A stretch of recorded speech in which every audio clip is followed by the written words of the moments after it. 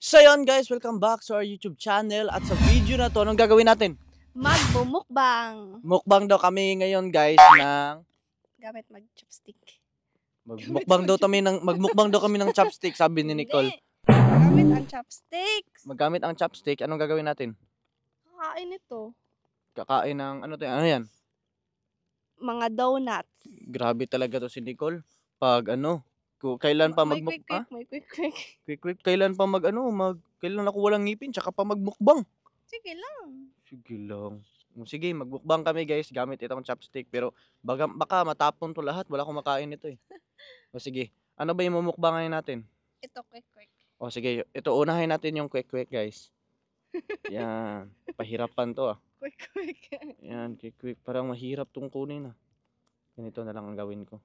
Gitusok. Yan, tusukin na lang. Ito quick guys. Tikman natin. Ano to? Anong brand na to? Kala ko chocolate yung laman nito. Kala ko din. Di pala. Yummy.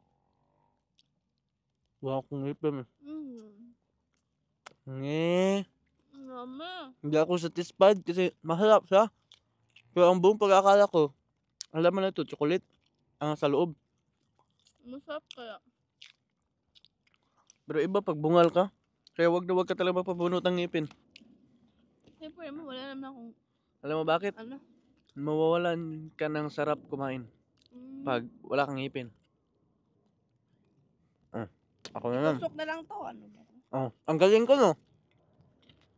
Ito, black. Lollipop. Ito, black to ha. Tikman natin. Dito ko kakagat sa kabila kasi sa kabila walang ngipin. Mas masarap pa tong quick. Ang sakit ng ngipin. Matigas. Yoko niyan. Ang sakit ng ngipin guys. Mas masarap pa yung quick. Gani. Ito. Sabi, ang bilis mo. Ako din. Tikman ko din yung ganyan ko. Ito. Ayoko nito. Okay.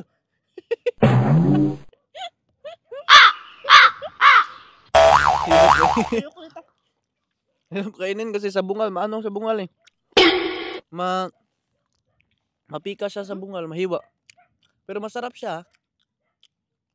Para kang kumain sa Dunkin Donut. Ayoko nito. Siya yun man siya ayaw daw. Tapos ubos na. Ang sakit talaga.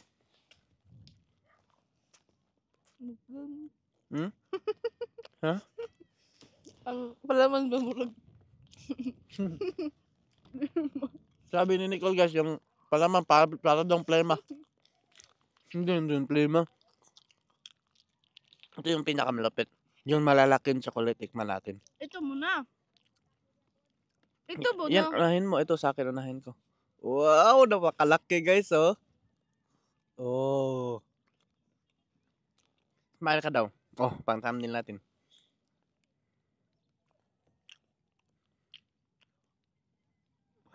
Napakabulingit mo naman. Mahirapan ako kumain guys pag mga malalaki. Dapat hatiin talaga to. Yan, Ito ba yung strawberry? Ba't ang walang strawberry ah? Ito. Ayoko na. Hindi ko talaga makagat ng maayos, lablab. Pagka, ako. Ulang. Ito. Ang sakit. Okay. Mga donut eh. No. Napakasakit naman sa ngipin nito. Balik yan. Ito yung gusto ko.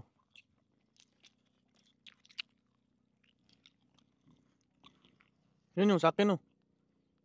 Sa akin yan. Quick gusto ko.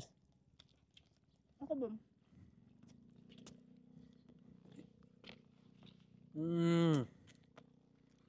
Kami. Nabalingan ka?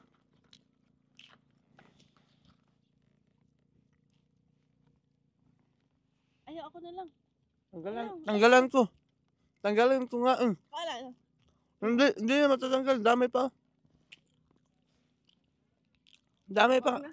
Wag na. Huwag na ako. Ako na lang, hindi ko kailangan tulong mo. Nahulog yun sa na, maglinis pag maubos na to.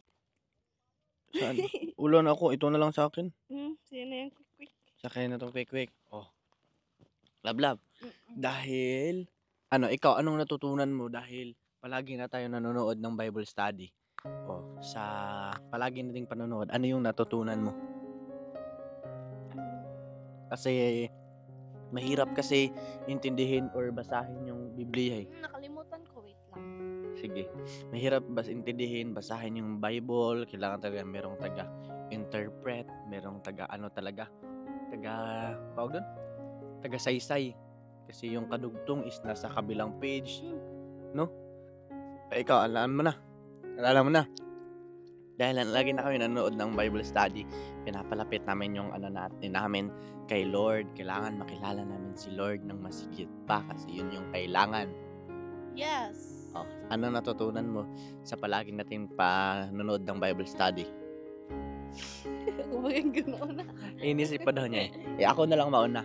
At least makaisip si Nicole. Yung sa akin naman, yung natutunan ko sa papanood ko ng Bible study is kailangan maging grateful tayo sa lahat ng meron sa atin. Meron man tayo or wala, magpasalamat tayo sa Panginoon. Kasi yung natutunan ko doon, yung iba nga, meron silang maraming manok. Marami silang poultry ng manok. Pero hindi sila pwedeng kumain ng manok kasi may sakit sila. Meron din iba, marami silang alagang baboy. Daan-daang baboy. Yung alaga nila, mayaman sila. Kaso hindi siya pwedeng kumain ng baboy kasi high blood. Di ba? Merong iba, marami silang tsokolate. Kasi mayaman sila.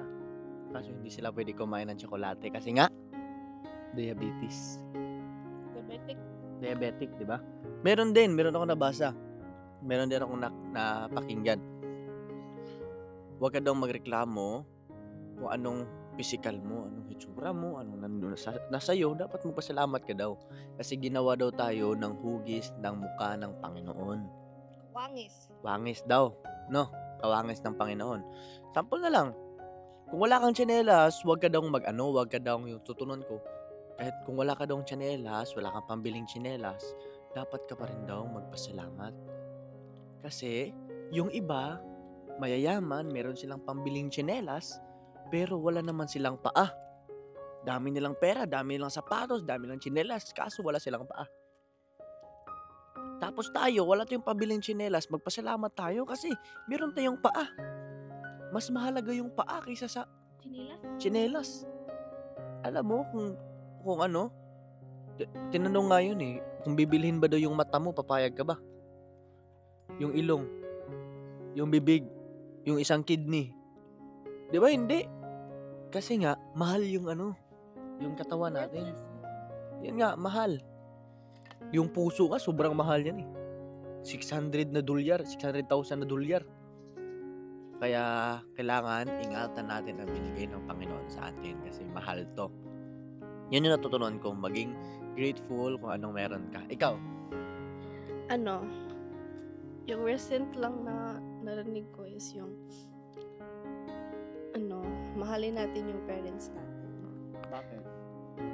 Kasi utang daw natin yung buhay natin sa kanila. Simula nung bata tayo, inalagaan nila tayo.